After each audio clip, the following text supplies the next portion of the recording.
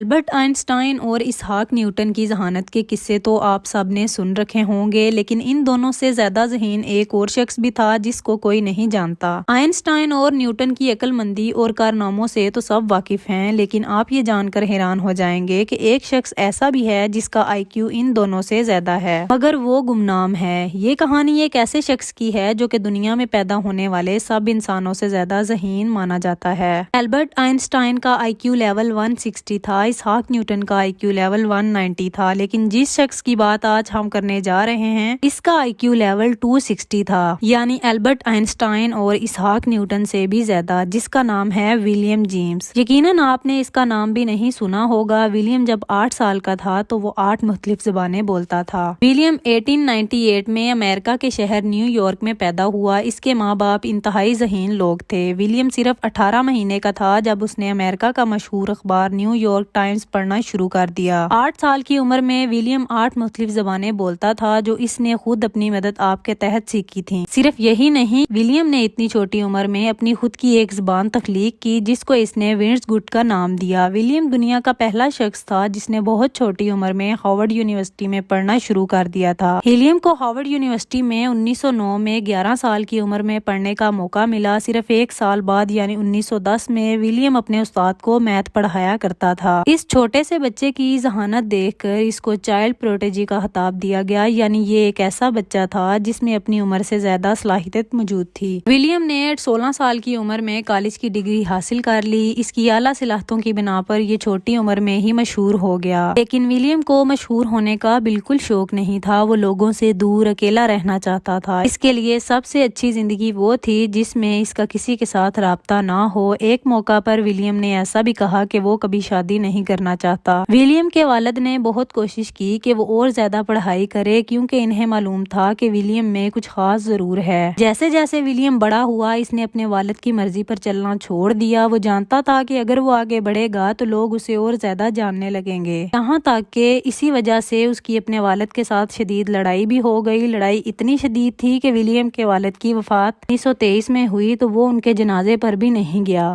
گمنام رہنے کے لیے ولیم نے چھوٹی موٹی نوکریاں کی، لیکن اکثر ایسا ہوتا تھا کہ لوگ اسے پھر بھی پہچان لیتے تھے۔ وہی لوگ جو اس سے پیار کرتے تھے اس کے بارے میں اچھی باتیں لکھتے تھے اب اس کے خلاف لکھنا شروع ہو گئے۔ ولیم نے ورلڈ وار 1 میں جنگ کے خلاف آواز اٹھائی جس کے نتیجے میں اسے 18 مہینے کی قید ہوئی، لیکن اس کے خاندان والوں نے اس کی بیل کروا لی۔ اس نے اپنی زندگی کا بقیہ حصہ تنہائی میں گزارا۔ اس کا اپنی فیملی کے ساتھ بھی کوئی رابطہ نہ تھا، یہاں تک کہ اس نے اپنا پیٹ پالنے کے لیے لوگوں کے چھوٹے موٹے کام بھی کیے۔ وہ انسان جو اپنی ذہانت سے بہت کچھ کر سکتا تھا، کچھ کیے بغیر ہی صرف 40 سال کی عمر میں دنیا سے چل بسا۔ اس طرح ولیم کا قصہ تمام ہوا اور لوگ اسے بھول گئے۔